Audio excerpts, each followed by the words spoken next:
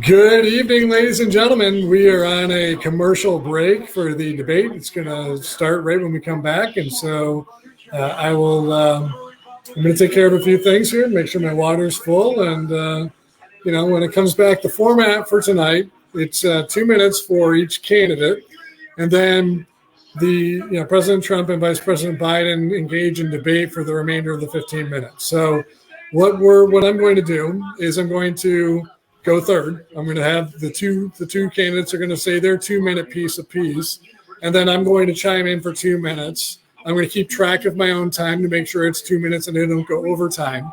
And then I'll kind of stand back and listen to the debate and be able to chime in with my own comments as well. And I think this is probably the best way for us to all hear, what's going on with the debate, as well as for me to chime in and add commentary so that the American people understand what is being said in the context of liberty and how we can go about restoring liberty in America through ending the Fed, going green instead, by ending qualified immunity to hold government accountable, ending the war on drugs, to get people out of prison, off the pills, off the streets, and back to work. And that is what you're gonna hear from me tonight. And I doubt that's what you're going to hear from President Trump or Vice President Biden. But we're about to get started, and we'll see how it goes. Thanks for tuning in. I expect that is what will happen here. I think he will go after Joe Biden in very personal ways, going after his family, going after his son Hunter Biden's business dealings, regardless of whether or not I'm not going to be wearing a mask because it's just me hanging out now, George, the president complained and about the fact enjoying the debate. So. For some of the answers, for some of this. But his advisors actually think that will be good for the president. What they really want to come out of this debate is for Joe Biden to make a mistake. And they believe that is more likely to happen if the president isn't constantly interrupting him. Right. They want to let Joe Biden talk and see what happens if that happens. Mary Bruce, what is the Biden team prepared for? Well, Joe Biden's goal here tonight really is just to stay the course. He needs to avoid any big missteps. He needs to avoid giving the president any big openings here. He knows that Donald Trump is going to come after him with personal attacks against him and his family. They're braced for the fact that this debate could get ugly. And Joe Biden is going to push back against personal attacks, but he really doesn't want to get into the mud with the president. That is easier said than done. But instead, Joe Biden's goal here is really to stay laser focused on the president's handling of this pandemic and to try and talk just directly to the American people. So when Trump comes after him, Biden is going to argue this isn't about his family, this is about your family and what voters are looking for in their next president. But Mary, Biden has admitted he lost his temper a little more than he wanted to at the last debate. And George, I have to tell you, I have talked to Biden supporters who are not happy with the tone that they heard from the former vice president. He was very blunt, often very harsh. At one point, he even told the president of the United States to shut up. It will be interesting tonight to see whether he softens his tone at all against the president. Okay, the debate is about to begin. As we said, the moderator. Got my green water with me, so we'll be able to refill that every once in a while here. COVID, race, national security, climate change, and presidential leadership. Let's go to Kristen Walker.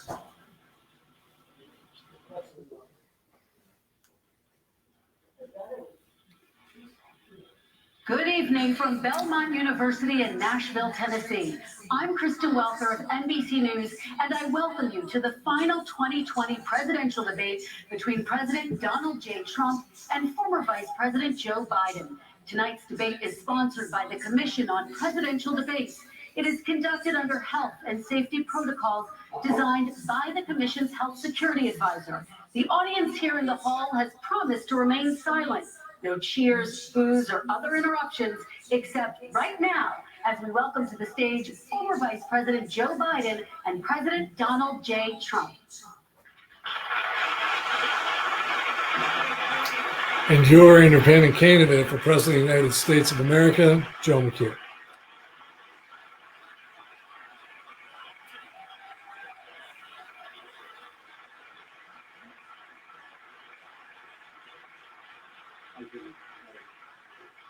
And I do want to say a very good evening to both of you. This debate will cover 6 major topics. At the beginning of each section, each candidate will have 2 minutes uninterrupted To answer my first question, the debate commission will then turn on their microphone only when it is their turn to answer, and the commission will turn it off exactly when the 2 minutes have expired.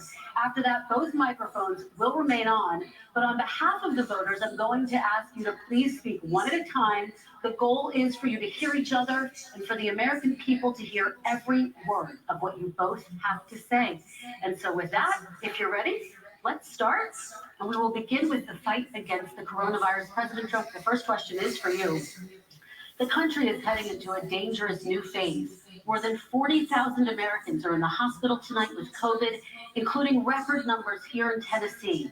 And since the two of you last shared a stage, 16,000 Americans have died from COVID. So please be specific. How would you lead the country during this next stage of the coronavirus crisis? 2 minutes, uninterrupted. So, as you know, 2.2 million people modeled out were expected to die. We closed up the greatest economy in the world in order to fight this horrible disease that came from China. It's a worldwide pandemic. It's all over the world. You see the spikes in Europe and many other places right now. If you notice, the mortality rate is down 85%. The excess mortality rate is way down and much lower than almost any other country. And we're fighting it, and we're fighting it hard. There is a spike. There was a spike in Florida, and it's now gone. There was a very big spike in Texas. It's now gone.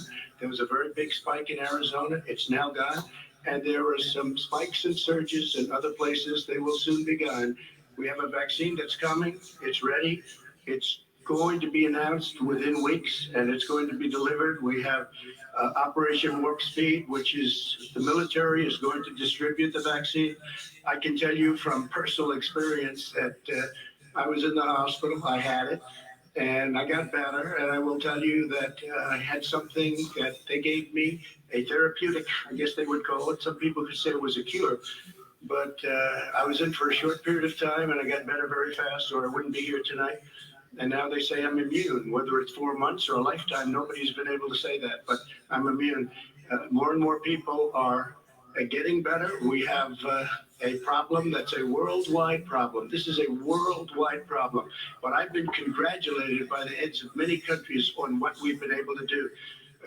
If you take a look at what we've done in terms of goggles and masks and gowns and everything else, and in particular ventilators, we're now making ventilators all over the world, thousands and thousands a month, distributing them all over the world. It will go away, and as I say, we're rounding the turn, we're rounding the corner. It's going away. Okay, former Vice President Biden, to you, how would you lead the country out of this crisis? You have 2 minutes uninterrupted. 220,000 Americans dead. If you hear nothing else I say tonight, hear this. Anyone who's responsible for not taking control, in fact, not saying I take no responsibility initially, anyone who's responsible for that many deaths should not remain as President of the United States of America. We're in a situation where there are 1,000 deaths a day now, 1,000 deaths a day. And there are over 70,000 new cases per day. Compared to what's going on in Europe, as the New England Medical Journal said, they're starting from a very low rate. We're starting from a very high rate. The expectation is we'll have another 200,000 Americans dead between now and the end of the year. If we just wore these masks, the president's own advisors have told them, we could save 100,000 lives. And we're in a circumstance where the president thus far and still has no plan, no comprehensive plan.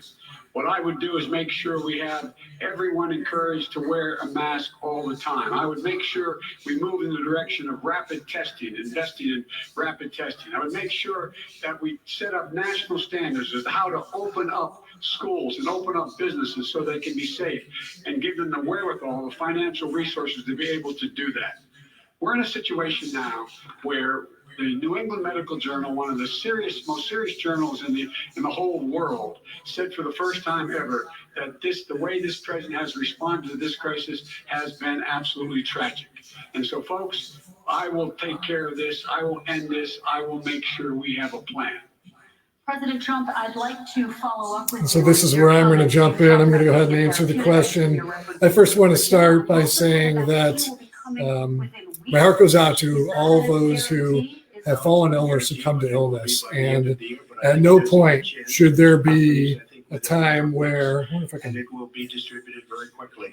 at no point should there be a time where people succumb to illness, especially when it's preventable. And the responsibility for that falls on the shoulders of one person and one person alone, and that's the President of the United States.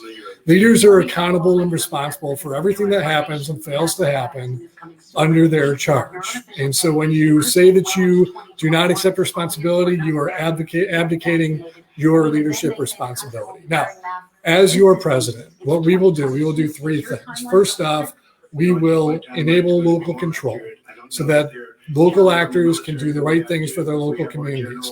Second thing is we will ensure that our rights are respected, and so that we can, and then we will also make sure that we are providing universal access to affordable health care to every American in the United States without question.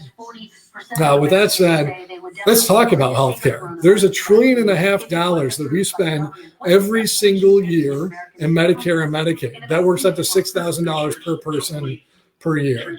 Now, the average medical expense in America is $4,000 per person. So if we were to take $1 trillion of those dollars and put it directly into the pockets of the American people, we would be able to have people go to the doctor and say, how much is it? Because right now, Medicare and Medicaid, they set the prices. Insurance companies follow suit. And then we go to the doctor and we don't know what the price is. And that's wrong. So with money in your pocket, you'll be able to go to the doctor, demand to know the price. You will force competition and force transparency into the system, driving down the cost of care for everyone and improving the quality of care for everyone in time. Furthermore, to be specific, I would encourage that you would wear masks, but I would not mandate it.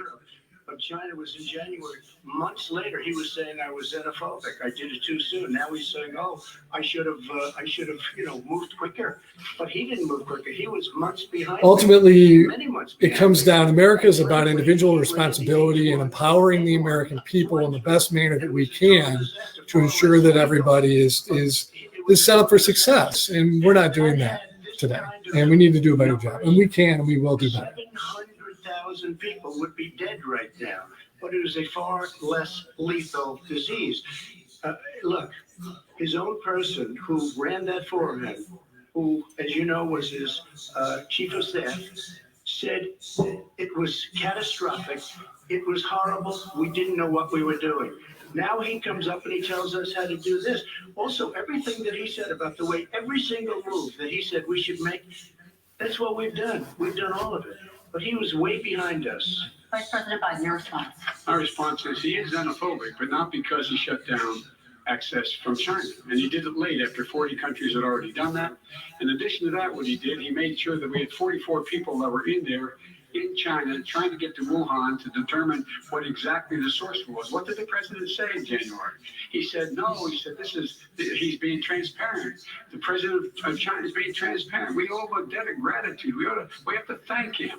And then what happened was we started talking about using the Defense Act to make sure we go out and get whatever is needed out there to protect people. And again, I go back to this. He had nothing. He did virtually nothing. And then he gets out of the hospital and he talks about don't worry.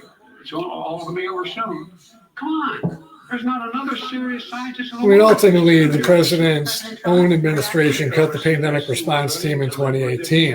And if he had not cut the pandemic response team, none of this would have been possible. He has the ability to lock himself up. I don't know. He's obviously made a lot of money someplace, but he has this thing about living in a basement. People can't do that. By the way, I, as the president, couldn't do that. I'd love to put myself in the basement or in a beautiful room in the White House and go away for a year. Well, he actually did. He locked himself in a bunker. I can't do that.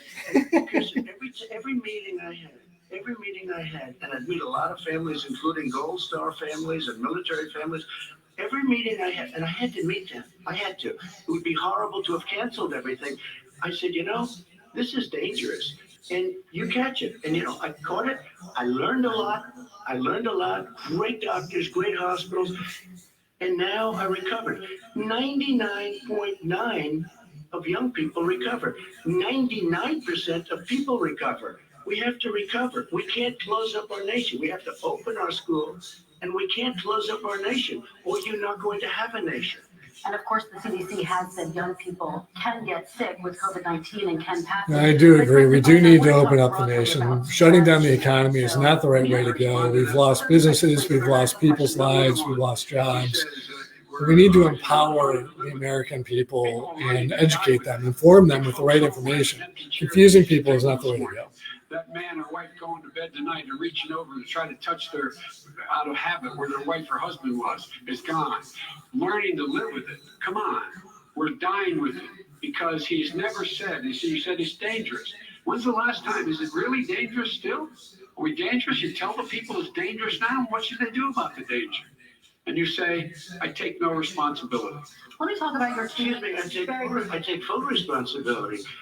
It's not what he said at It's the not my time. fault that he came here. It's China's fault. And you know what? It's not yours. If he's fault that he blaming, came here either. he's blaming It's China. He's not China's accepting fault. responsibility. They kept it from going into the rest of China. The fact of the matter is that the coronavirus was sponsored by the United States. The NIH website proves it. We paid for it. The question is why? Why are we creating a virus so that we can create a vaccine for it?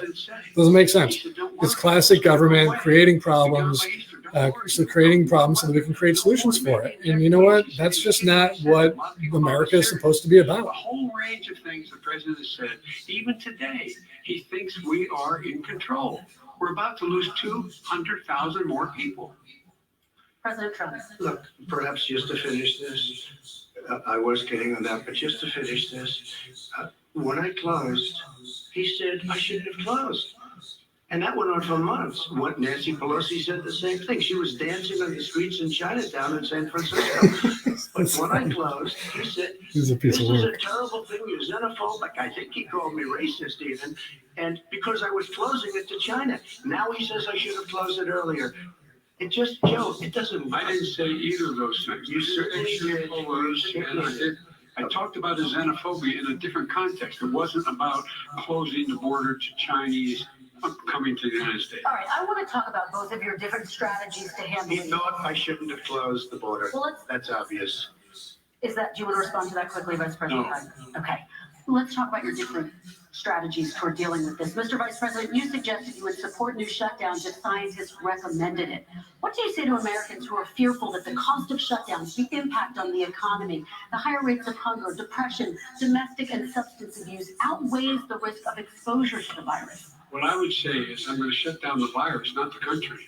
It's his ineptitude that caused the country to have to shut down in large part.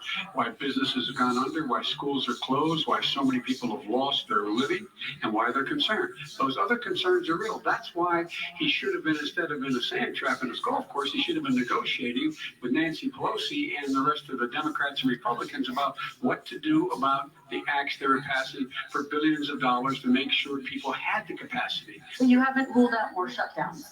Oh, no, I'm not shutting down the name, but there are, look. The government doesn't have a constitutional authority to shut down the economy. The government is built on individual rights and individual liberty.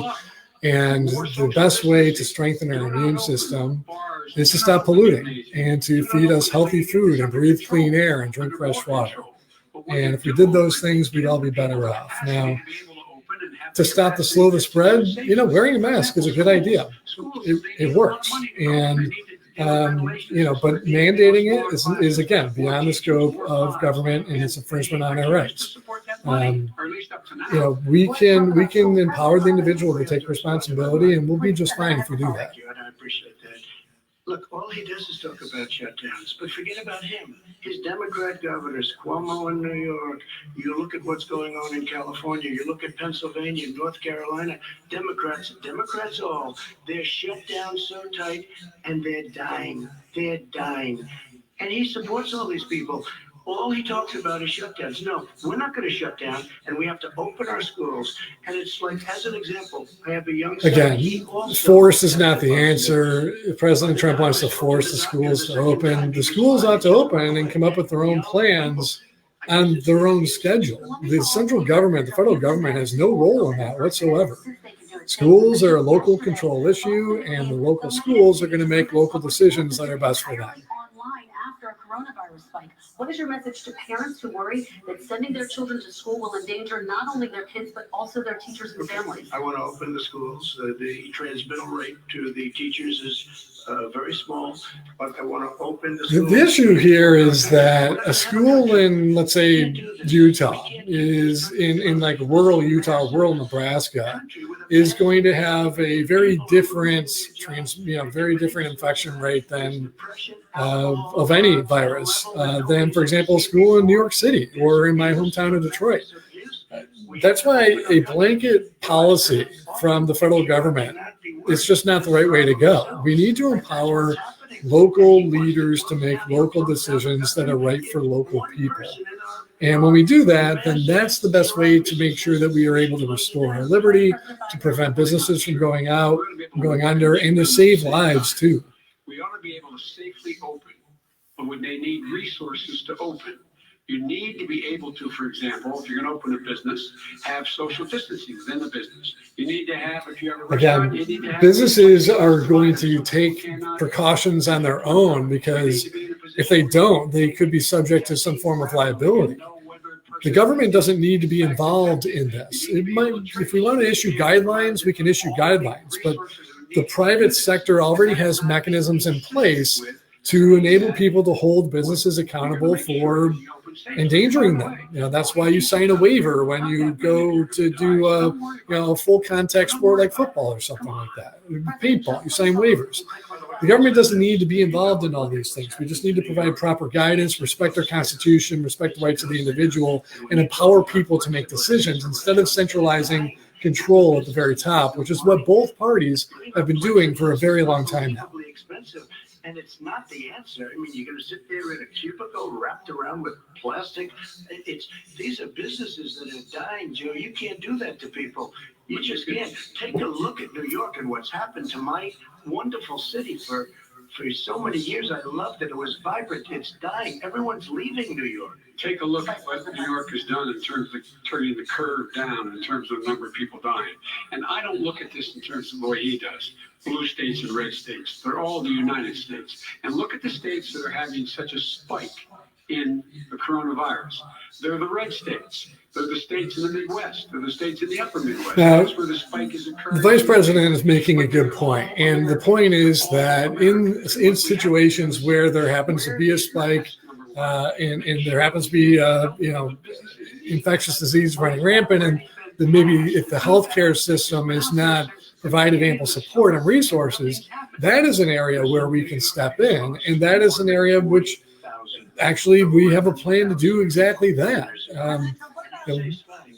We'll get to that. But in Pennsylvania, where they've had it closed, take a look at what's happening with your friend in Michigan, where her husband's the only one allowed to do anything. It's been like a prison.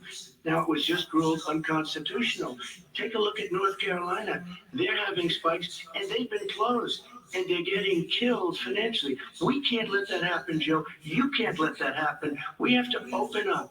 And we understand the disease. We have to protect our seniors. We have to protect our elderly. We have to protect especially our seniors with heart problems and diabetes problems. And we will protect them. We have the best testing in the world by far. That's why we have so many cases. Let me follow up with you before we move on to our next section. President Trump, this week you called Dr. Anthony Fauci, the nation's best known infectious disease expert, quote, a disaster. You described him and other medical experts as, quote, idiots.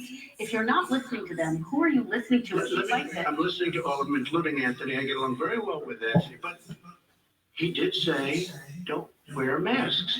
He did say, as you know, this is not going to be a problem. I think he's a Democrat, but that's okay. He said, this is not going to be a problem. We are not going to have a problem at all. When Joe says that, I said, Anthony Fauci said, and others, and many others, and I'm not knocking him a lot. Nobody knew. Look, nobody knew what this thing was. Nobody knew where it was coming from, what it was. We've learned a lot.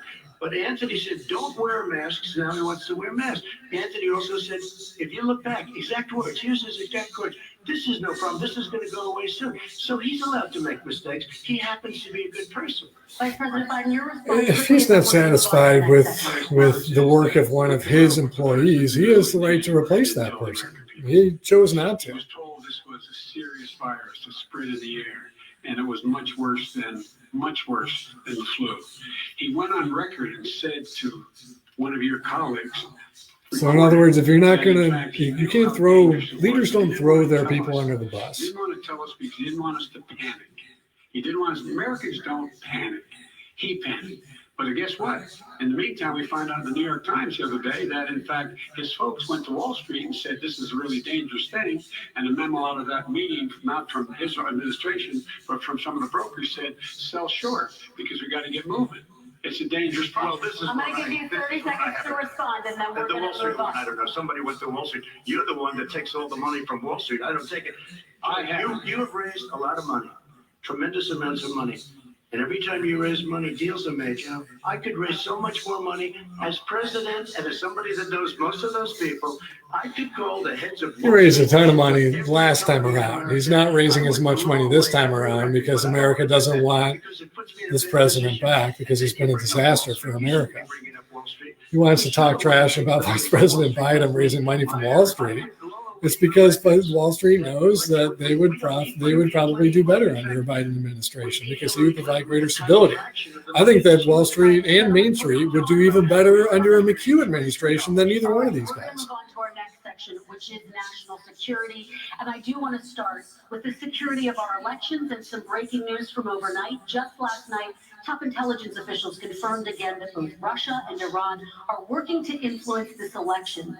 Both countries have obtained U.S. voter registration information, these officials say, and Iran sent intimidating messages to Florida voters. This question goes to you, Mr. Vice President. What would you do to put an end to this threat? You have 2 minutes uninterrupted. I made it clear, and I ask everyone else to take the pledge. I made it clear that any country, no matter who it is, that interferes in American elections will pay a price. They will pay a price. It's been overwhelmingly clear this election, I won't even get into the last one, this election, that Russia has been involved, China has been involved to some degree, and now we learn that Iran is involved. They will pay a price if I'm elected. They're interfering with American. So we want to know what kind of price. That's what's going they're on gonna pay. right now. They're interfering with That's American the first sovereignty. thing. And I expect To President my Trump probably knowledge, to say I don't something think the similar. president said anything to Putin about it. I don't think he's talking to him a lot. I don't think he said a word. I don't know why he hadn't said a word to Putin about it. And I don't know what he has recently said, if anything, to the Iranians. My guess is he'd probably be more outspoken with regard to the Iranians. But the point is this, folks. We are in a situation where we have foreign countries trying to interfere in the outcome of our election. His own national security advisor told him that what is happening with his buddy, his buddy, Rudy Giuliani, he's being used as a Russian pawn. He's being fed information that is Russian, that is not true. And then what happens? Nothing happens. And then you find out that everything that's going on here about Russia is wanting to make sure that I do not get elected the next president of the United States because they know I know them and they know me. I don't understand why this president is unwilling to take on Putin when he's actually paying bounties to kill American soldiers in Afghanistan, when he's engaged in activities that are trying to destabilize all of NATO. I don't know why he doesn't do it. So the vice president's talking about how we need to punish China, Russia, Iran, and any other country that is going to involve themselves in our election. The question is President Trump going to respond the same way? And then I'll share my thoughts after President Trump's comments. Substantial interference from foreign adversaries. What would you do in your next term to put an end to this? 2 minutes Well, uninterrupted. let me respond to the first part as Joe answered. Joe got $3.5 million from Russia, and it came through Putin because he was very friendly with the former mayor of Moscow, and it was the mayor of Moscow's wife, and you got $3.5 million. Your family got $3.5 million, and someday you're gonna have to explain why did you get 3.5. I never got any money from Russia. I don't get money. He owes $400 million to someone, but we don't know who. I knew all about that. Do you think maybe that Russia has something to do with it? He's got a hotel in John Moscow. Reddick, who was fantastic. He said the one thing that's common to both of them, they both want you to lose because there has been nobody tougher to Russia. Between the sanctions, nobody tougher than me on Russia. Between the sanctions, Just a reminder, we're talking about election security here. to put up an extra $130 billion, going to $420 billion a year. That's to guard against Russia. I sold, while he was selling pillows and sheets, I sold tank busters to Ukraine. There has been nobody tougher on Russia than Donald Trump. And I'll tell you, they were so bad. They took over the submarine port. You remember that very well. During your term, during you and Barack Obama, they took over a big part of what should have been Ukraine. You handed it to them, but you were getting Another 30 seconds. Trump still hasn't mentioned anything about the election or how to secure votes. Still are. But now, with what came out today, it's even worse. All of the emails, the horrible emails of the kind of money that you were raking in, you and your family. And He's going right back to his old mainstay, the emails of 2016. And I think you owe an explanation to the American people. Why is All right, it that's that his- we just that's had his this 2 conference minutes. A little while, All right. who was essentially supposed to work with you and your family. But what he said was damning. And regardless of me, I think you have to clean it up and talk to the American people. Maybe you can do it right now. Okay, so here's the thing. So both President Trump decided that he was just going to attack Vice President Biden.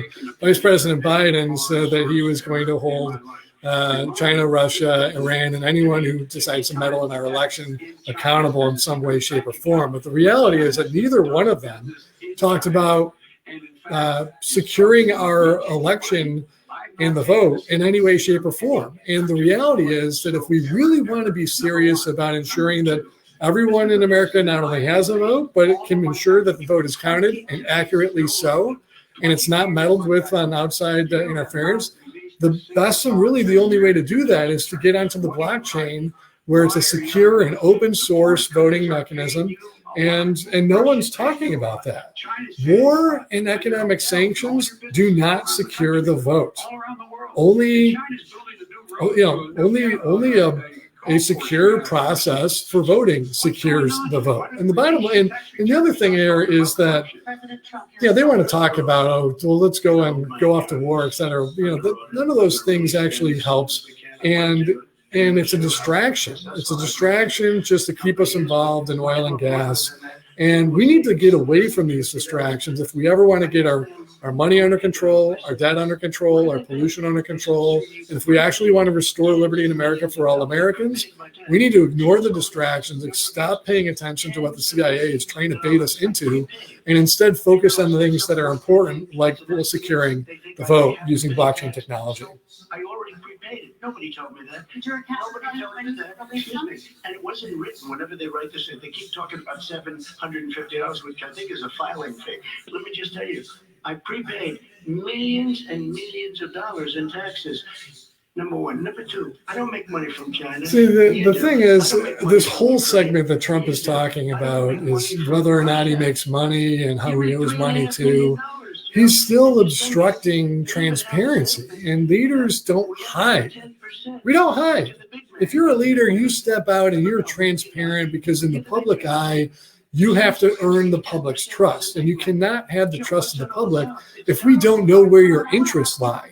And so that's why, as president, as your president, I would make sure that all of my tax returns are available and open source my finances so that you know exactly where my money is going and whether or not I have accounts overseas. I would also request and require a public disclosure agreement and request a public disclosure agreement for anybody who serves with me.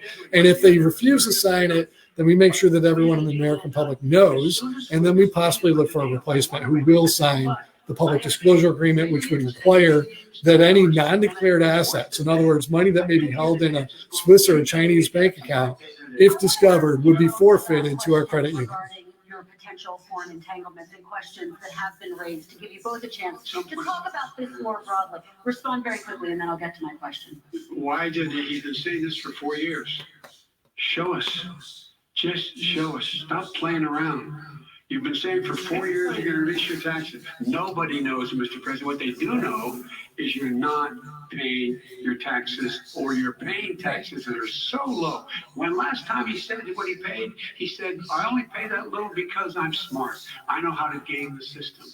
Come on, folks.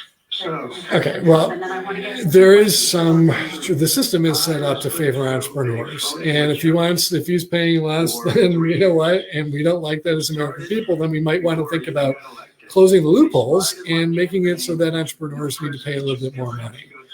But the reality is that as a president, as an elected official, you should share your tax returns so that we know whether or not you have a conflict of interest. The president hasn't done that, and that is why he is not worthy of our trust. Including my tax returns.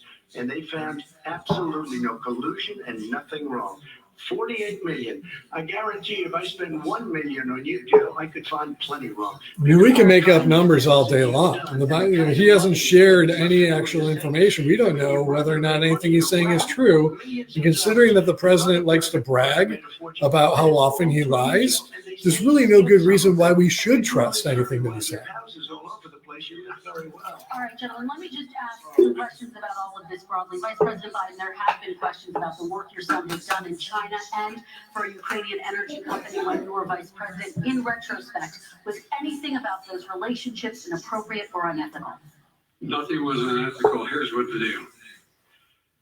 With regard to Ukraine, we had this whole question about whether or not, because he was on the board, I later learned of Burisma, a company, that somehow I had done something wrong. Yet every single solitary person, when he was going through his impeachment, testifying under oath who worked for him, said, I did my job impeccably. I carried out U.S. policy. Not one single solitary thing was out of line. Not a single thing. Number one. Number two, the guy who got in trouble in Ukraine was this guy trying to bribe the Ukrainian government to say something negative about me, which they would not do and did not do because it never, ever, ever happened. My son has not made money in terms of this thing about, what are you talking about, China? I have not had it. The only guy who made money from China is this guy. He's the only one. Nobody else has made money from China. President Trump, let me ask my question to you. Could I just one thing? Very good. His son didn't have a job for a long time, was sadly no longer in the military service. I won't get into that. And he didn't have a job. As soon as he became vice president, Burisma, not the best. His son might have been an entrepreneur. I hear they paid him $180,000. And if he served in the military, it's better than not serving because you have bone spurs. And they gave him a $3 million upfront payment. All right. And he had no energy. I'm going to let the vice president respond to that quickly, and then I need to get to a question to you. No basis for that. Everybody investigated that. No one said anything he did was wrong in Ukraine. Okay, President Trump, this is for you. Since you took office, you've never divested from your business. You've personally promoted your properties abroad. A report this President hasn't had a job in a long time either. He's running his own business. In China. So how can voters know that you don't have any foreign conflict of interest? I have many bank accounts, and they're all listed, and they're all over the place. I mean, I was a businessman doing business. The bank account you're They're referring not listed. None of that is made everybody public. knows about That's it. the issue. The bank account was in 2013. That's what it was. It was open to do. It was closed in 2015, I believe. And then I Story decided, time. because I was going to do. None of this information is being made public, proven in any way, shape, or form. That's the problem. I'm not going to do it. If it turns out that all this stuff is true because the president decided to go on to share his information, then he deserves a little credit for telling the truth for once in his life. But the problem is he lies so often, he's lost his credibility. He hasn't shared his tax returns. He hasn't shared any of his foreign financial relations. We don't know if anything he's saying is true. And you know what? How can you trust a leader after your trust and confidence has been broken? I do want to ask you, Vice President Biden, about China. Let's talk about China more broadly. There have, of course, President Trump has said that they should pay for not being fully transparent in regards to the coronavirus. If you were president, would you make China pay? And please be specific. What would that look like? What I'd make China do is play by the international rules, not like he has done. He has caused the deficit of China to go up, not down, with China. Up, not down. We are making sure that in order to do business in China, you have to give all your intellectual property. You have to have a partner in China. It's 51%. We would not do that at all, number one. Number two, we're in a situation where China would have to play by the rules internationally as well. When I met with Xi And when I was still vice president, he said we're setting up air identification zones in the South China Sea. You can't fly through them. I said we're going to fly through them. We just flew B-52, B-1 bombers through it. We're not going to pay attention. They have to play by the rules. And what's he do? He embraces guys like the thugs like in North Korea and the Chinese president and Putin and others, and he pokes his finger at all of our friends, all of our allies. We make up we're 25% of the world's economy. We need to be having the rest of our friends with us saying to China, these are the rules. You play by them or you're going to pay the price for not paying by them economically. That's the way I will run it. And that's what we did in upholding steel tariffs and a range of other things when we were president. So as far as paying the price, listen, you state your terms, take it or leave it, and that's that. You don't need to do business with them. Now, granted, there are a lot of American companies that have entangled relations, and we'll get into that in a second. But China too has their right to make their own rules for participation in their economy, and we have the option to comply or make them maybe reciprocate and make them play by our rules too. So it's a free negotiation. It's an open negotiation. They're paying billions and billions of dollars. I just gave $28 billion. I just gave $28 billion to our farmers. Taxpayers' money. It's what? Taxpayers' money. The taxpayers. It's called China. China is not the taxpayer. You got to be kidding me. And they also paid up. And you know got the money. Come on. Where does he come up with this stuff? Also, I charged them 25% on dumped steel because they were killing our steel industry. We were not going to have a steel industry. Okay. Now, this is... Okay, Vice President Biden, your response. Okay, I'm going to respond to this. All right, first off, President Trump has not been tough on China in any way, shape, or form. He actually gave up Hong Kong to the Chinese and just literally gave it to them. That's why you see all these Hong Kong protests, because China is now cracking down on Hong Kong, and Hong Kong used to be, an ally of the United States, a free economic zone. China is asserting their control and asserting dominance and threatens to shut down all the liberties in Hong Kong. They've already done it, and it was President Trump that backed off and allowed that to happen. Second point is that if the president's intention was to save the steel industry and to bring back supply chains that are critical to American industry, which I agree is important to do, you don't do that by slapping tariffs on China and Canada and Mexico and Europe and everything else. The simple solution here is just to say that the American government is going to buy American. That's it. If the American government simply said, we're going to buy American, then that would create opportunities for American entrepreneurs to set up shops right here in America to produce the materials and the goods that are needed and demanded by the American government. And we don't need tariffs to accomplish that objective. So if the president really intended to do that, to balance the budget deficit, really bad strategy.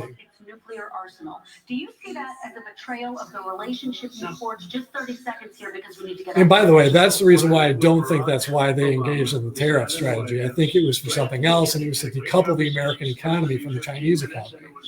And once you do that, then the American economy is eventually isolated. You can bankrupt the dollar, and then at that point, you can cause problems and get us to move off the dollar and onto something like Bitcoin, which is owned by the Federal Reserve.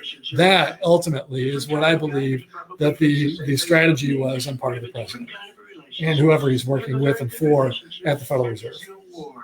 And about 2 months ago, he broke into a certain area. They said, oh, there's going to be trouble. I said, no, they're not, because he's not going to do that. And I was right. Look, instead of being in a war where millions of people, Seoul, is 25 miles away, millions and millions, 32 million people, and so millions of people would be dead right now. President Trump, that's 30 seconds. Vice President Biden, to you, North Korea conducted 4 nuclear tests under the Obama administration. Why do you think you would be able to rein in this persistent threat? Because I'd make it clear, which we were making clear to China, they had to be part of the deal. Because here's the reason. I made it clear, and as a spokesperson of the administration, when I went to China, that they said, why are you moving your missile defense up so close? Why are you moving more forces? I'm gonna jump in after this one. Military maneuvers with South Korea. I said because this is a fun one. North Korea is a this is about declassifying America. We're going to make sure we can and understanding cause and effect. And so if you want to do something about it, step up and help. If not, it's going to continue. What has he done? He's legitimized North Korea. He's talked about his good buddy who's a thug, and he talks about how we're better off. And they have much more capable missiles, able to reach U.S. territory much more easily than ever did before. Let me follow up with you, Vice President Biden. You've said you wouldn't meet with Kim Jong-un without preconditions. Are there any conditions under which you would? All right, I'm going to go ahead and jump in on this one. So here's what's going on with North Korea. Let me try and be. Let's go quick first into cause and effect. Every time North Korea fires a missile, it creates an apparent threat to the American people, which creates an opportunity for the American military and security forces to stay in the area and maintain pressure on North Korea and China. That's what's going on. It's far more likely, as a result of cause and effect, that North Korea is actually an ally of the Federal Reserve and the CIA than it is that they are truly a rebel and a threat to the American people. If you go back and you look at Trump's tweets and that sort of thing, the times in which the North Koreans fired off missiles happened to coincide with when the president was trying to get something done from a policy standpoint. The president benefited quite often from Kim Jong-un firing off missiles. Now, that's part of it. The other part of it is this. Dennis Rodman went and visited with Kim Jong-un. So what exactly was he doing over there? Now, you might say, well, it's just an innocent visit, but I would say it's probably more likely that Dennis Rodman was delivering a message on behalf of the neoconservative government, of which President Trump is absolutely on the inside and part of. Problem he thought that our country. Okay, let's move on to American families and the economy. One of the issues that's most important to them is health care, as you both know. Today, there was a key vote on a new Supreme Court Justice, Amy Coney Barrett, and health care is at the center of her confirmation fight. Over 20 million Americans get their health insurance through the Affordable Care Act. It's headed to the Supreme Court, and your administration, Mr. President, is advocating for the court to overturn it. If the Supreme Court does overturn that law, those 20 million Americans could lose their health insurance almost overnight. So what would you do if those people have their health insurance taken away? You have 2 minutes uninterrupted. First of all, I've already done something that nobody thought was possible. Through the legislature, I terminated the individual mandate. That is the worst part of Obamacare, as we call it. That's true. That actually was unconstitutional and the only unconstitutional portion of the Affordable Care Act. And for that reason, the Supreme Court should have no further action on the Affordable Care Act whatsoever. As well as you can to my people, great people. Run it as well as you can. I could have gone the other route and made everybody very unhappy. They ran it. Premiums are down. Everything's down. Here's the problem. No matter how well you run it, it's no good. What we'd like to do is terminate it. We have the individual mandate done. I don't know that it's going to work. The irony here is that the president had the largest Republican majority since 1929. The Republicans spent 8 years fighting President Obama to prevent him from getting anything done, really.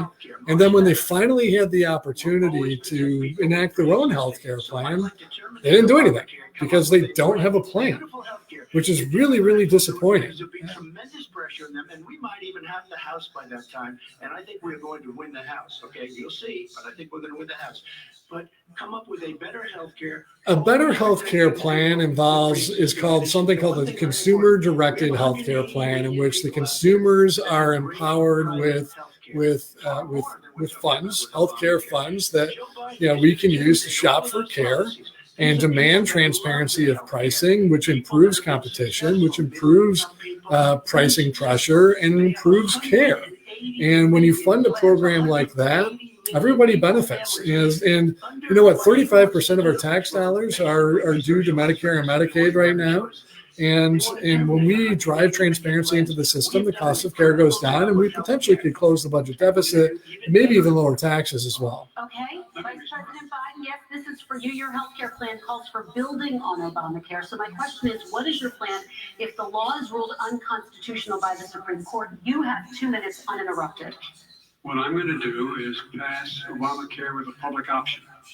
become Biden care. The public option is an option that says that if you in fact do not have the wherewithal if you qualify for Medicaid and you do not have the wherewithal in your state to get Medicaid, you automatically enroll, providing competition for insurance companies. That's what's going to happen. Secondly, we're going to make sure we reduce the premiums and reduce drug prices by making sure that there's competition that doesn't exist now by allowing the Medicare to negotiate drug prices with the insurance companies. Thirdly, the idea that I want to eliminate private insurance, the reason why I had such a fight with 20 candidates for the nomination was I support private insurance. That's why I did not one single person with private insurance would lose their insurance under my plan, nor did they under Obamacare. They did not lose their insurance unless they chose they wanted to go to something else. Lastly, we're going to make sure we're in a situation that we actually protect pre-existing. There's no way he can protect pre-existing conditions. None. Zero. You can't do it in the ether. He's been talking about this for a long time. He's never come up with a plan. I guess we're going to get the pre-existing condition plan the same time we get the infrastructure plan that we've been waiting since 17, 18, 19, and 20. The fact, I still have a few more minutes. I know you're getting anxious. The fact is that he's already cost the American people, because of his terrible handling of the COVID virus and economic spillover, 10 million people have lost their private insurance. And he wants to take away 22 million more people who have it under Obamacare, and over 110 million people with pre-existing conditions. And all the people from COVID are going to have pre-existing conditions. What are they going to do? I have a follow-up for you, Vice President Biden. It relates to something that President Trump said. He's accusing you of wanting socialized medicine. What do you say to people who have concerns that your health care plan, which includes a government insurance option, takes the country one step closer to a health care system run entirely by the government? I say it's ridiculous. It's like saying that, the idea that the fact that there's a public option that people can choose, that makes it a socialist plan. Look, the difference between the president and healthcare is not a privilege, it's a right. Everyone should have a right to have affordable healthcare. And I am very proud of my plan. It's gotten endorsed by all the major labor unions as well as all right, here's what's going on. The problem with the healthcare system today is that Medicare and Medicaid account for 35% of our federal budget, $1.5 trillion. They set the prices for all the services, and then the insurance companies piggyback off of those prices. And therefore, there's no competition in the marketplace whatsoever. Because there's no competition in the marketplace, and when new products, new services come out, companies are able to charge more, and then it ends up being just a ballooning cost of healthcare for the American taxpayer. Hold on, I've got a good feedback. He wants socialized medicine, and it's not that he wants it as vice president. I mean, she is more liberal. Bernie Sanders and I've had someone made a comment to mute the television when I respond. I can't find the remote to do that, so we're just gonna have to roll with it. Sorry about that, but thank you for the comment. What I was saying is that we've got 35% of the federal budget, $1.5 trillion, no cost competition whatsoever, and so whether you have a public option with no cost competition, that's a problem. The fact of the matter is we already have a form of socialized medicine, and it's costing us an arm and a leg because the private sector is complicit in it. What we need to do is give the American taxpayer the opportunity to shop for services, both in cash as well as for catastrophic care on at least a quarterly basis, in which case you can switch from one plan to another. And when you have, let's say, something happens, and if you get into a car accident or something like that happens, as long as the providers that you selected are at or below the cost, the average cost for that care, then the government would pick up the tab under a McHugh plan. And if you want to have premium service, then you retain supplemental insurance to cover that. That would incentivize the insurance companies to compete against each other. The Biden plan doesn't do that. The Trump plan doesn't exist. The Republicans just don't even have a plan. If they had a plan, they would have been able to enact it in his first 100 days in office. That was his primary responsibility, his primary objective, and they didn't get it done. So what I would do is I would drive transparency and cost pricing, price and competition into the marketplace, both at the local level in terms of under the $4,000 threshold, as well as above the catastrophic threshold. And we will provide the American people an incentive called a healthcare savings dividend. That the American people would end up earning a share of the savings on the national cost of healthcare. That is a plan that saves the American taxpayer money. It's a plan that works. It's a plan that makes good economic sense, and it's a plan to ensure that every single American is covered. It makes sense, and it works. Sound economics. Neither of these guys actually, I don't know what the issue is, but they just don't appear to be, I don't know what the issue is, but they're not employing sound economics in their strategies. The idea that the stock market is booming is his only measure of what's happening.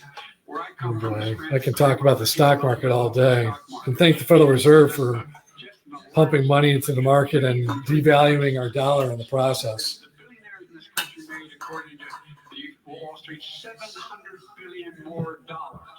$700 billion more, because that's his only measure. What happens to the ordinary people out there? What happens to them? Let's talk about 401ks. We're going to move on. 401ks are through the roof. We're going to move on. Okay. They want to talk about, Trump wants to go on about how he's, the 401ks are up, stock market. Listen, let me ask you, here's a question for you guys at home.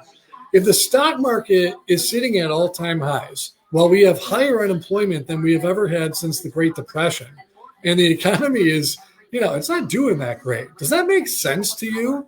Here's the deal. The stock market is supposed to be an arbiter. It's supposed to be a reflection of the actual economy. And when it ceases to be a reflection of what's actually going on in life, we've got a problem. The reason why the stock market is so high is because the Federal Reserve bailed out the stocks by infusing trillions of dollars into the market, into the economy. And in doing so, they gave every single one of us a pay cut. 20% pay cut, dilution of the value of our U.S. dollar. That's going to go in, it's going to show up in the form of inflation. We're all making less money, buying less with our dollars as a result of the Federal Reserve pumping up the stock market, which is exactly what the president keeps on touting. The Republican leader in the United States Senate said he can't pass it. He will not be able to pass it.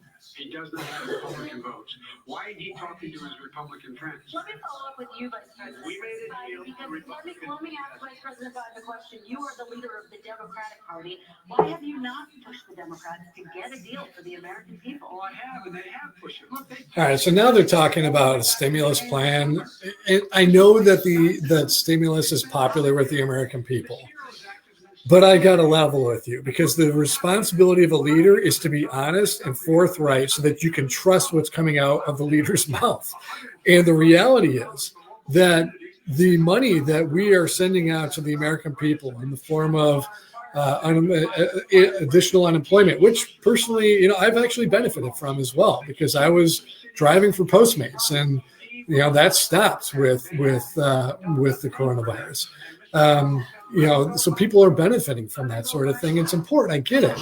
But this extra money is being added to our national debt. And, it's got to be paid for at some point. And if it's not paid for, well, then, that's going to end up in devaluing our dollar over time.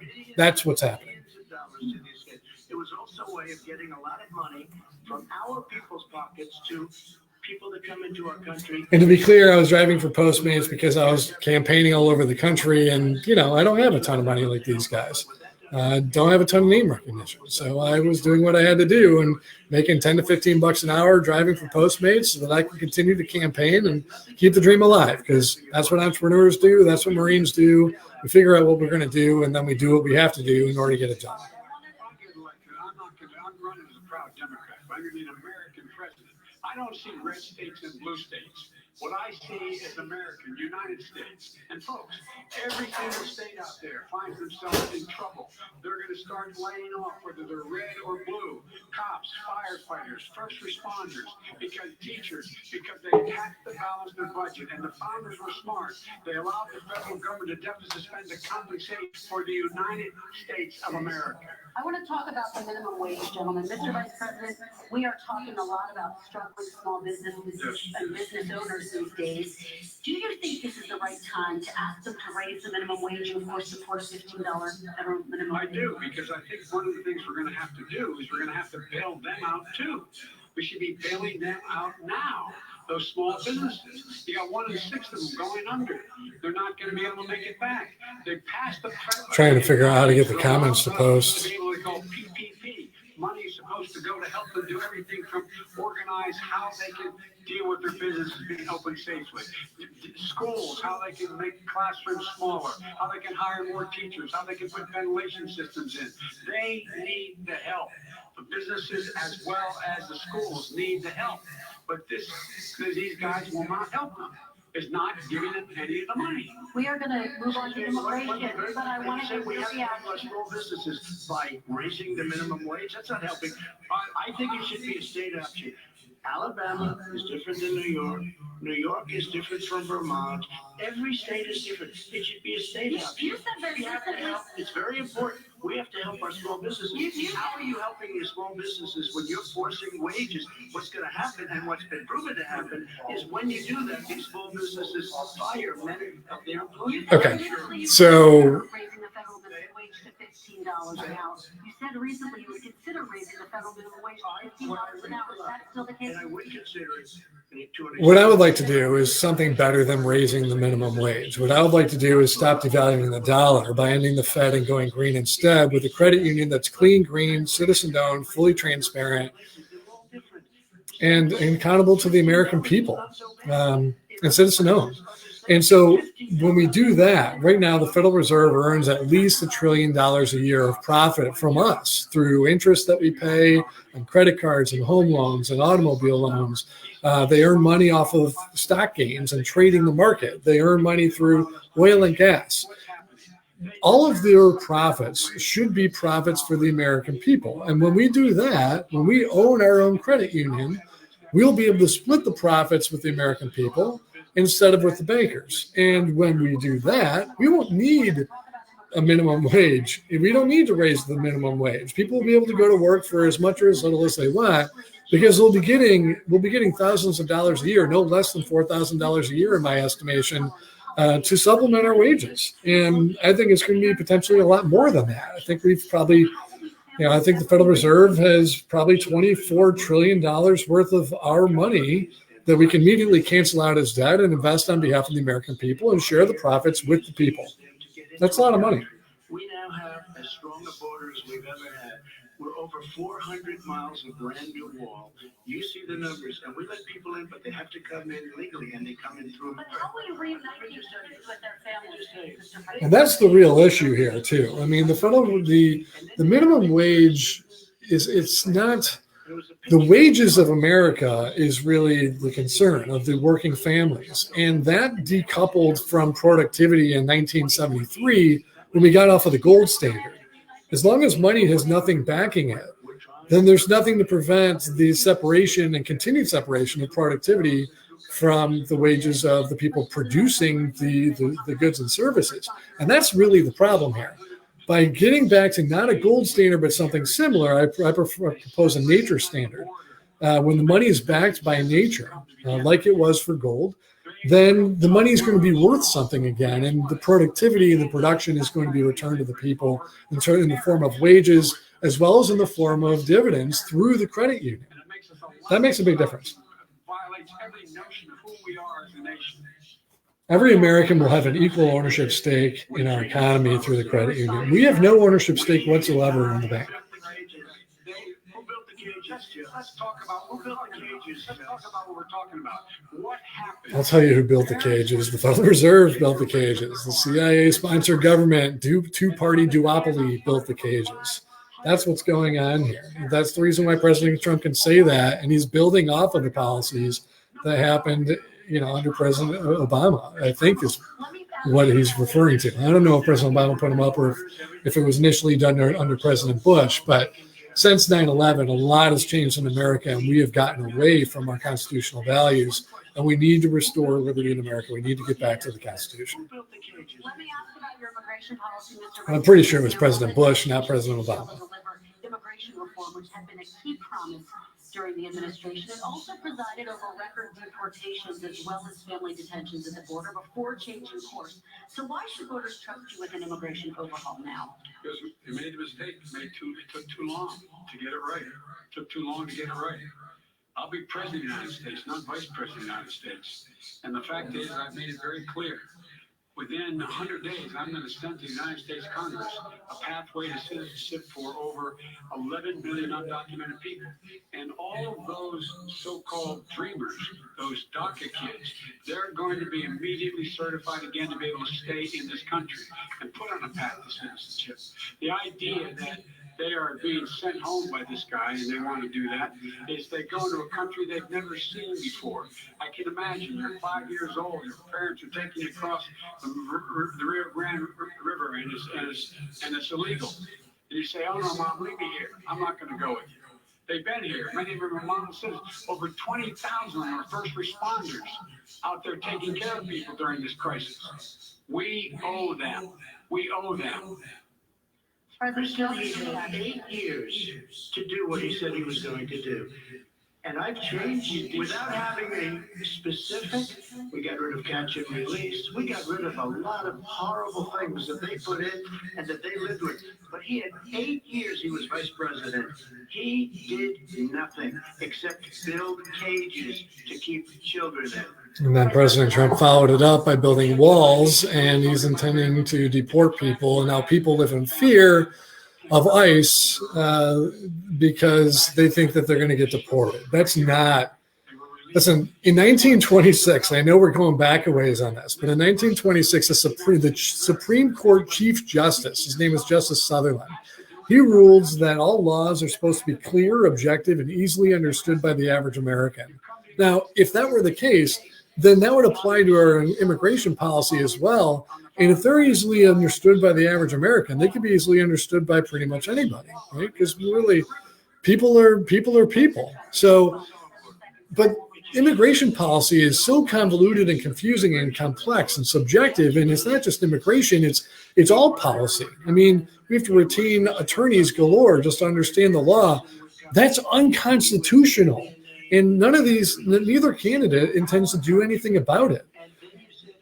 What I would do is I would champion with the American people a void for vagueness amendment that requires that the government is declassified and open sourced so that it can be clear, objective, and easily understood by the average American, and that all laws meet that standard of clearness, objectivity, and easily understood by the average American. What would happen is we would repeal thousands and thousands of laws, and we would actually know what the law is in America today. And to be frank, really, a crime isn't a crime unless it involves a victim. And once you get to what a victimless crime is, it kind of relates to the Ten Commandments. It's actually very similar. You don't need that many laws. All right, let's talk about our next section, which is race in America. And I want to talk about the way Black and brown Americans experience race in this country. Part of that experience is something called the talk. It happens regardless of class and income. Parents who feel they have no choice but to prepare their children for the chance that they could be targeted, including by the police, for no reason other than the color of their skin. Mr. Vice President, in the next 2 minutes, I want you to speak directly to these families. Do you understand why these parents fear for their children? I do. All right, I'm going to let these two candidates speak, and then I'm going to follow up with 2 minutes. She's written a lot about this. She has a graduate degree from the University of Pennsylvania in social work.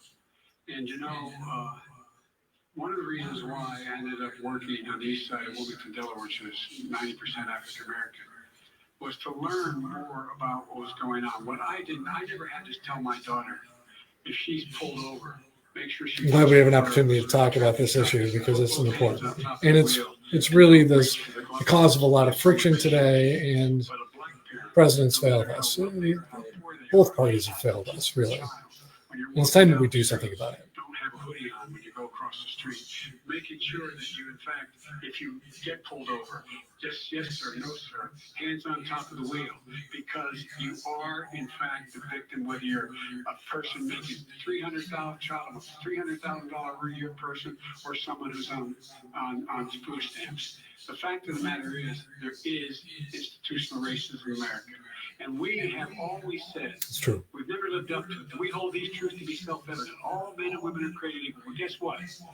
We have never, ever lived up to it, but we've always constantly been moving the needle further and further to inclusion, not exclusion. This is the first president to come along and says, that's the end of that. We're not going to do that anymore. We have to provide for economic opportunity, better education, better health care, better access to schooling, better access to opportunity. The president's going to talk about how he's done more from the Black community than anyone since Lincoln. But if he really cared about the Black community, he wouldn't be stoking additional race and racism and hatred. He wouldn't be telling groups that are violent to stand by and stand back. Let me remind you of the question. I would like you to speak directly to these families. Do you understand why these parents fear for their children? Yes, I do. And again, he's been in government 47 years. He never did a thing except in 1994. So immediately the president turns to attacking the vice president rather than talking about what he's done. And he said that. He said it, super predators. And they can That's what this president is better at than pretty much anyone I've ever seen. He projects, and he does it really well. And that's not good for America. With the exception of Abraham Lincoln, possible exception, but the exception This of guy. Abraham Lincoln, nobody has done what I've done.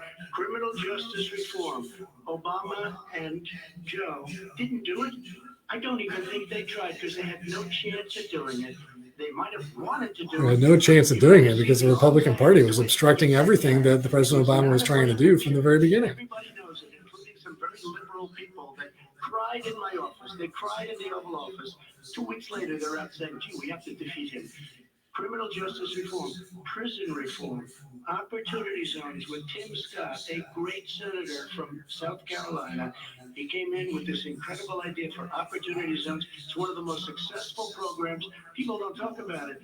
Tremendous investment is being made. Biggest beneficiary, the Black and Hispanic communities, and then historically Black colleges and universities. After 3 years of coming to the office, I love some of those guys. They were great. They came into the office and they said, I said, what are you doing after 3 years? They said, why do you keep coming back?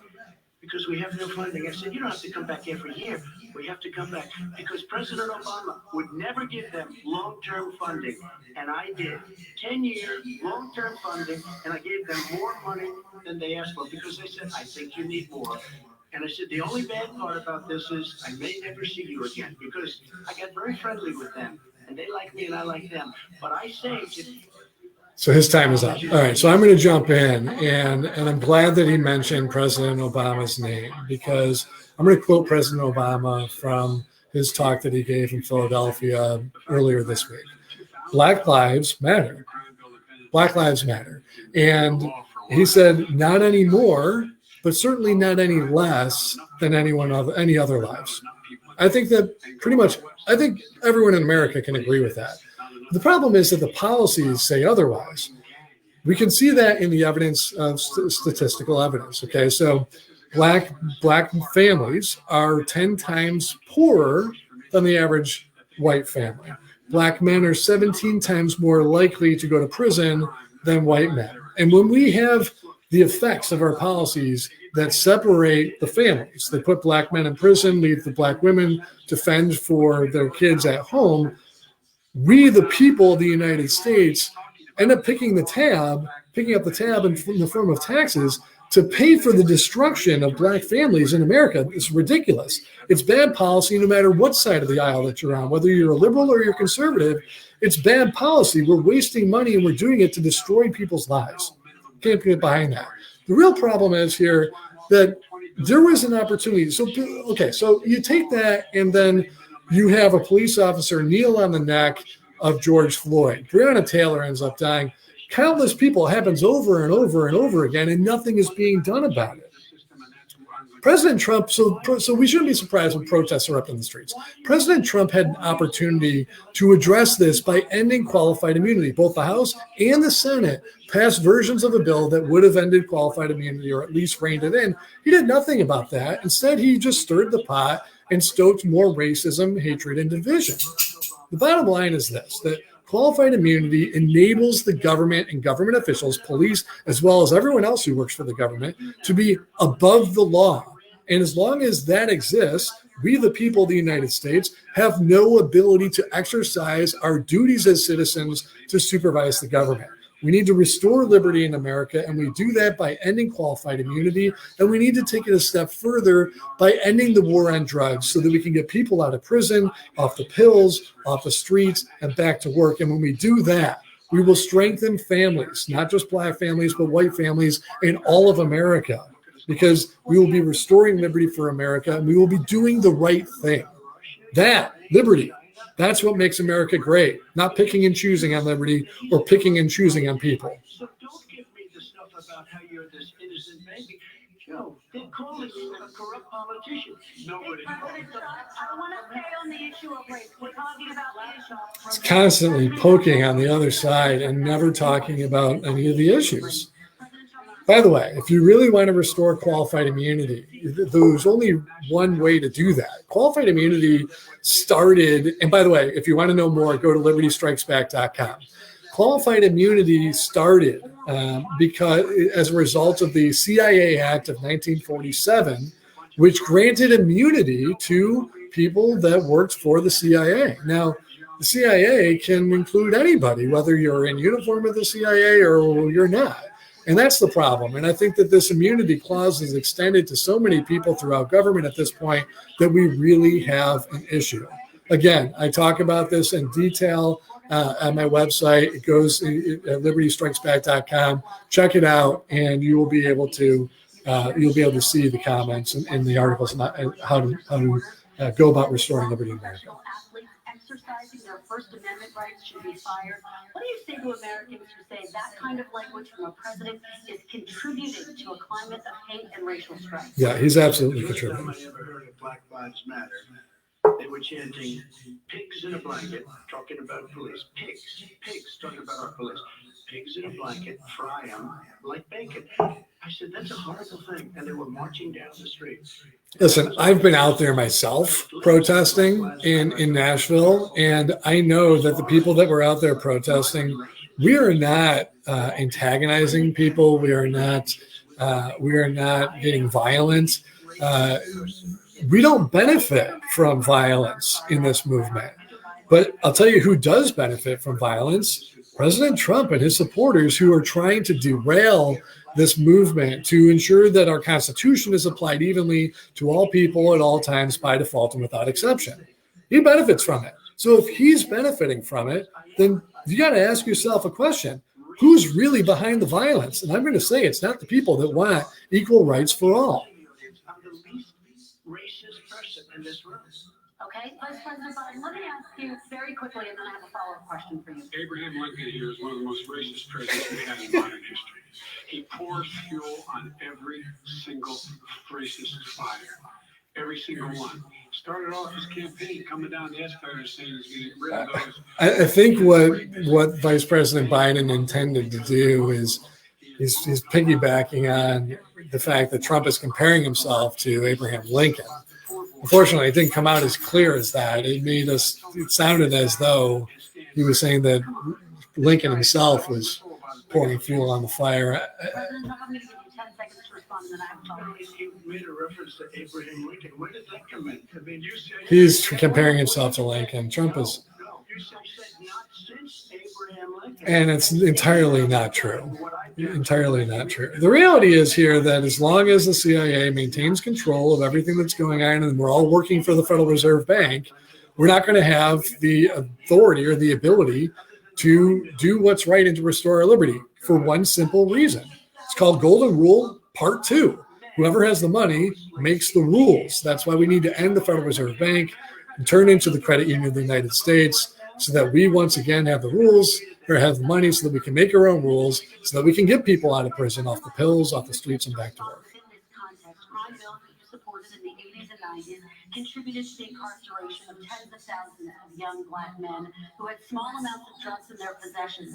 They are sons, they are brothers, their fathers, their uncles, whose families are. Good. I'm glad we're talking about the war on drugs, because these are all victimless crimes causing harm to nobody except for the people who choose to use the drugs. And the people that use drugs and sell drugs, they don't need to go to prison. What they need are mental health support and possibly a job that, you know, is valuable and rewarding. If they had those, if people had more of those types of opportunities and more support like that, we wouldn't be turning to drugs in the first place. It's about understanding the cause of things in order to create policy that addresses the effects. Drug courts, which are never funded by Republican friends. They should not be going to jail for a drug or an alcohol problem. They should be going into treatment. That's what we've been trying to do. That's what I'm going to get done, because I think the American people have now seen that, in fact, it was a mistake. Dog needs to go up. Give me 1 second. Those laws related to the drug, but they were not in the crime bill. But why didn't they get it done? It's all talk, no action with these politicians. Why didn't they get it done? That's what I'm going to do when I become president. You were vice president along with Obama as your president, your leader, for 8 years. Why didn't you get it done? You had 8 years to get it He done. didn't. The President Obama would have loved to have gotten it done, but unfortunately, the Republican House and Senate obstructed every single thing he tried to do. And the evidence is that he didn't get to appoint that last Supreme Court justice. And now the Republicans are going back in their word, hypocritical. This is not a party that this is unfortunately, this is not the grand old party. This is a gutted old party led by liars and cheaters. And the party needs to go. We need to get back to the Constitution and good, honest leadership, and ensuring that the American people have the access to the information that we need to supervise government. And it's unfortunately neither party is part of that solution. I think it's not working out well. But certainly a president who refuses not only to accept responsibility on camera before, but also during this debate right here, he's repeatedly projecting and blaming Vice President Biden instead of talking about actual solutions. The guy is refusing to accept responsibility for anything at any point tonight and at any point in his time in his administration. That's the problem here. Leaders accept responsibility. Leaders lead. Leaders tell the truth. President Trump hasn't done any of those things. On climate change. President Trump, you say that environmental regulations have hurt jobs in the energy sector. Vice President Biden, you have said you see addressing climate change as an opportunity to create new jobs. For each of you, how would you both combat climate change and support? All right, this is my section because we're talking about the environment, and that's why I'm wearing a green tie. So we have the Trees program. We have so many different programs. I do love the environment, but what I want is the cleanest, crystal clear water. Anytime he talks about we have so many programs means that he has no idea what programs he has. A big standard that I notice Obama goes with all the time. Not Joe Jr. because I'm not sure he knows what it represents or means, but I have heard Obama use it. And we have the best carbon emission numbers that we've had in 35 years under this administration. We are working so well with industry, but here's what we can't do. Look at China, how filthy it is. Look at Russia. I had to bring the dog in. India, it's filthy. The air is filthy. The Paris Accord. Again, now listen, he's again blaming someone else. And we were treated very unfairly. When they put us in there, they did us a great disservice. They were going to take away. I'm going to comment after sacrifice. Both of them have finished their comments. Jobs, thousands and thousands of companies because of the Paris Accord. It was so unfair. China doesn't kick in until 2030. Russia goes back to a He's all over the place. And we kicked in right away. It would have destroyed our business. So, you ready? We have done an incredible job environmentally. We have the cleanest air, the cleanest water, and the best carbon emission standards that we've seen in many, many years. Vice And President we Biden. haven't destroyed our industries. Vice President Biden, 2 minutes to you, uninterrupted. Climate change, climate warming, the global warming is an existential threat to humanity. We have a moral obligation to deal with it. And we're told by all the leading scientists in the world, we don't have much time. We're going to pass the point of no return within the next 8 to 10 years. 4 more years of this man eliminating all the regulations that were put in by us to clean up the climate, to clean up, to limit the limit of emissions, will put us in a position where we're going to be in real trouble. Here's where we have a great opportunity. I was able to get both all the environmental organizations as well as labor, people worried about jobs, to support my climate plan, because what it does, it will create millions of new good paying jobs. We're going to invest in, for example, 50,000 charging stations on our highways so that we can own the electric car market of the future. In the meantime, China is doing that. We're going to be in a position where we're going to see to it that we're going to take 4 million existing buildings and 2 million existing homes and retrofit them so they don't leak as much energy, saving hundreds of millions of barrels of oil in the process and creating a significant number of jobs. And by the way, the whole idea of what this is all going to do, it's going to create millions of jobs. And it's going to clean the environment. Our health and our jobs are at stake. That's what's happening. And what right now, by the way, Wall Street firms indicated that my plan will in fact create 18.6 million jobs, 7 million more than his. This is from Wall Street, and I'll create $1 trillion more in economic growth than his proposal does. Okay, so just on the economy. We're going to jump into this. Okay, so the president's going to tell you that climate change isn't real, and we can prove that it is real right now. 2 + 2 is 4. When you change one of the twos, it becomes a different number. 2 + 3 is 5. Therefore, that's what exactly is happening when you add pollution into the equation. When you have pollution, you're changing the equation with changing the variables, and therefore you're changing the result. Therefore, man-made contribution to climate change is real.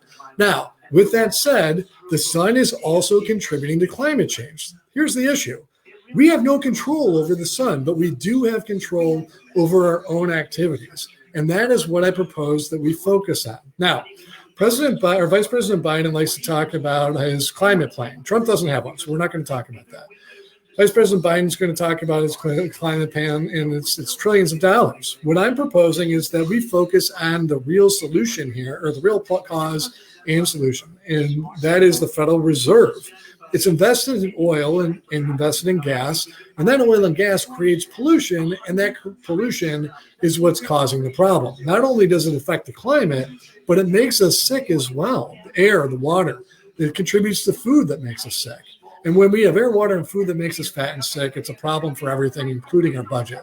By ending the Fed and going green instead, with a credit union that's clean, green, citizen-owned, and fully transparent, we will get off of oil, out of endless oil wars. We will invest in renewables and organics and split the profits with the people instead of the bankers, and we'll do it without even raising any taxes for the program because monetary policy doesn't require taxes. We'll be able to provide low-interest loans to the right industries in order to subsidize growth without taxpayer money. And that is how you create new jobs. That is how you jump into the new economy. And that's something that, unfortunately, I can't say that either of my opponents here really understand how to grasp the technology in the open source world and the information world that we live in today. We need to open source, declassify, and the Fed and go green instead. And when we do that, entrepreneurs will have the information that they need and the money and monetary support through our credit union to get the jobs going. And we, the people, will share in the profits, and the planet will benefit too. And here we go with the president talking about knowing stuff. All right. Listen, I've gone across the country. I've spoken with lots and lots of people. And over the past year, what I've learned is that the average American wants the same thing. What they want is liberty. Liberty is clean air. Liberty is fresh water. Liberty is healthy organic food. Liberty is money that retains value over time and a constitution that is applied evenly to all people, at all times, by default, and without exception.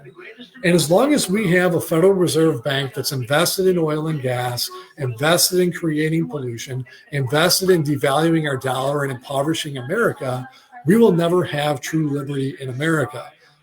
Restoring liberty starts with ending the Fed and going green instead with the credit union. That's step number one. Again, libertystrikesback.com for more information. I do rule out fracking because the answer we need other industries to transition to get to ultimately a complete zero emissions by 2020. All right, so here's the thing. People are taught the issue right now is fracking, and the only reason why fracking is the top issue and why Biden is saying that he's not going to ban fracking when he previously said he would is because fracking is mostly in Pennsylvania. I've spoken to a number of drillers in Pennsylvania, and they also do geothermal drilling. And they just want to drill and they just want to make money. So whether they're drilling for oil and gas or if they're drilling geothermal wells to provide carbon-free heating and cooling, it does not matter to the drillers. They will drill a hole as long as they get paid. And so that means this whole concept of banning fracking is really a non-issue. As long as they're getting paid to drill holes, and the market is much, much bigger for geothermal than it is for fracking, we're all better off. So we switch to geothermal heating and cooling, and we don't have to ban fracking because no one's going to need the oil and gas anyway. Employed heavily, and they're making a lot of money, more money than they've ever made.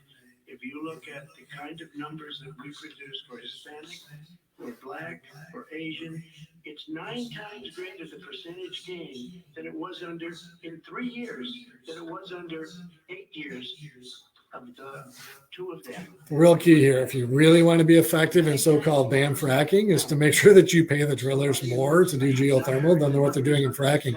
You're not going to get anybody available to drill any holes for fracking.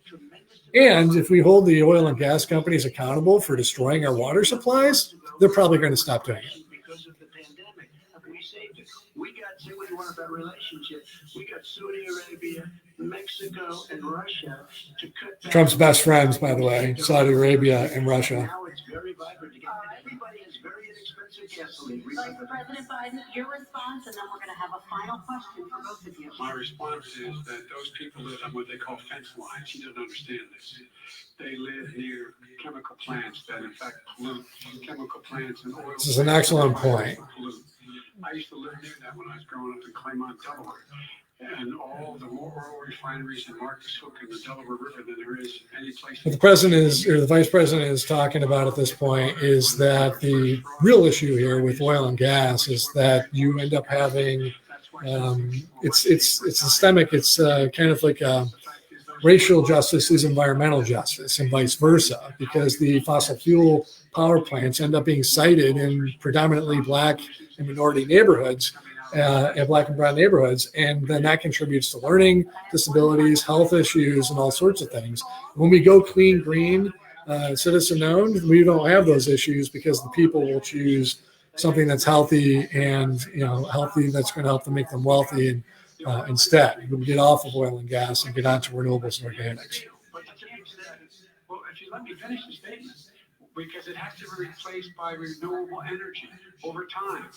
And I'd stop giving to the oil industry, I'd stop giving them federal subsidies. You won't give federal subsidies to the gas. And you know what? That's the right call. I mean, we shouldn't be subsidizing oil and gas. They're not paying any taxes. They're making trillions of dollars a year. In terms of business, that's the biggest thing. Because basically what he's saying is he's going to destroy the oil industry. Will you remember that, Texas?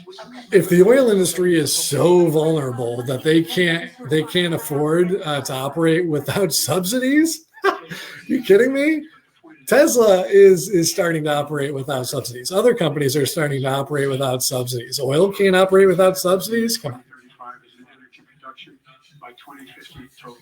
All right. One final question. No, we're finished with this.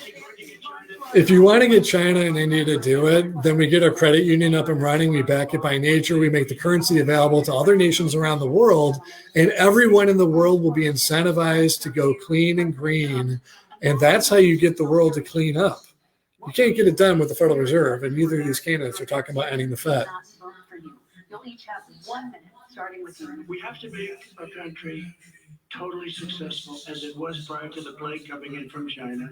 Now we're rebuilding it and we're doing record numbers, 11.4 million jobs in a short period of time, etc. But I will tell you, go back.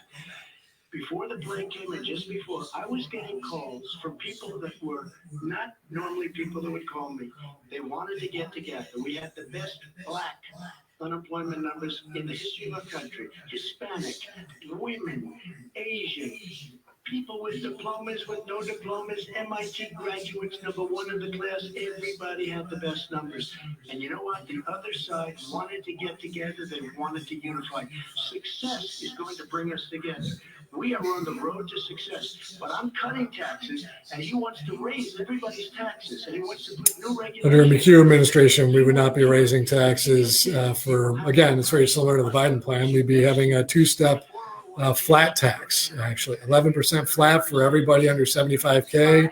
And then we would tax every dollar over 75K at 33% flat tax. It's simple. It's easy to understand, and it's fair. I'm an American president. I represent all of you, whether you voted for me or against me. And I'm going to make sure that you're represented. I'm going to give you hope. We're going to move. We're going to choose science over fiction. We're going to choose hope over fear.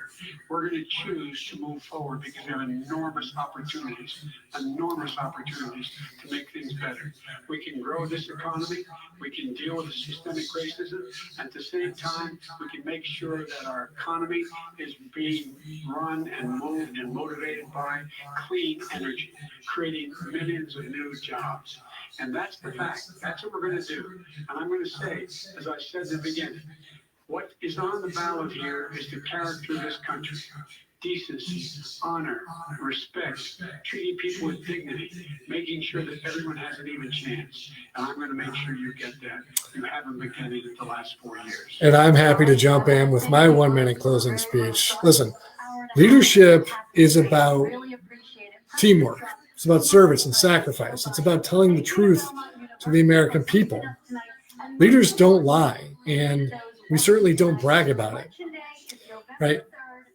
We have an opportunity to restore liberty in America, and it's not going to happen with these two candidates. Now, I know you're wondering, how can you actually get Joe McHugh elected? Here's how it works. By voting for Joe McHugh in any state, if we take one state and it's enough to prevent either of these candidates from winning 270 electoral votes, the House of Representatives gets to choose the next president from the top 3 finishers in the Electoral College. And that is why, if you really want to restore liberty in America, vote Joe McHugh on November 3rd to end the Fed. Go green instead with a credit union that's clean, green, citizen-owned, and fully transparent so we can get off of oil, out of oil wars, and invest in renewables and organics and split the profits with the people instead of the bankers. We can do it. We can restore liberty in America. We can end qualified immunity. We can hold government accountable. We can end the war on drugs. We can pass a void for vagueness amendment. We can strengthen America's families, and we can restore liberty. Liberty is clean air, fresh water, healthy organic food, money that retains value over time, and a constitution that applies evenly to all people at all times, by default and without exception. We, the people, are ready for a change. We are ready for liberty, and that is why I'm confident that I can count on you to make the right choice on November 3rd. Thank you and have a good night. Signing off. Thanks for watching.